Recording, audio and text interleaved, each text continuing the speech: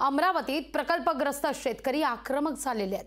प्रकल्पग्रस्त शेतकऱ्यांचा जिल्हाधिकारी कार्यालयावर आता ताबा घेण्यात येतोय। प्रकल्पग्रस्त शेतकऱ्यांकडून शेकडो शेतकरी जिल्हाधिकारी कार्यालयात शिरलेले आहेत। संतप्त शेतकरी जिल्हाधिकारी कार्यालयात शिरलेले आहेत आणि जोरदार घोषणाबाजी केली जाते। लोकप्रतिनिधी प्रशासनाने उपोषणाकडे दुर्लक्ष केल्याने शेतकरी संतापलाय। याच विषयी अधिक माहिती घेण्याकरता थेट जाऊया आमचे प्रतिनिधी सूरज दहाड यांच्याकडे। सूरज, या ठिकाणी शेतकऱ्यांचा संताप पाहायला मिळतोय। अमरावतीमध्ये जिल्हाधिकारी कार्यालयावर आता शेतकऱ्यांनी ताबा घेण्यास सुरुवात केली आहे।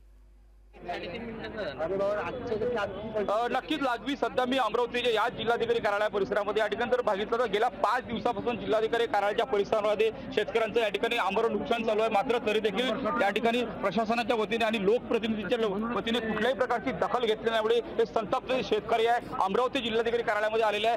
थेट त्यांनी जिल्हाधिकाऱ्यांच्या कक्षाच्या बाहेरच्या ठिकाणी ताबा घेतलेला आहे आणि मोठ्या संख्येने जे आहे ते सरकारविरुद्ध त्यांच्या घोषणाबाजी या ठिकाणी सुरू केलेल्या आहे। माझ्यासोबत काही शेतकरी महिला आणि काही शेतकरी आपण त्यांच्याशी बोलण्याचा प्रयत्न करूया। काकू, काय सांगणार एकंदरीत काय मागणी आहे तुमची? किती दिवसापासून बसलेले आहे तुम्ही? मी 4 दिवस झाले बसलेले आहे इथं।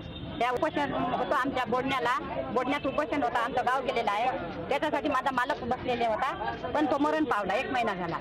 पण यांनी सांगितलं आहे का 50 लाख एका पोराला ड्युटी, पण 50 लाख तर 50 पैसे नाही आले माझ्यापर्यंत। कारण तुम्ही काय सांगणार, तुम्ही काय मागणी आहे? आमची धरण्याची मागणी आहे। कोणी मुलाले मुलगी सुद्धा द्यायला तयार नाही आहे। लग्न जे करून आलं ना मुलाचं, तर कोणी द्यायला तयार नाही। कायम द्यायची जमीन धरणात गेली, कोणी पोरगी द्यायला सुद्धा। निश्चित सूरज, मुद्दा लक्षात येतो आणि त्यामुळे शेतकऱ्यांकडून हा आक्रमक पवित्र आता घेण्यात आलेला आहे। तुर्तास धन्यवाद तुम्ही दिलेल्या सविस्तर माहिती करता। या सगळ्या घडामोडींवर नजर कायम असणार आहे।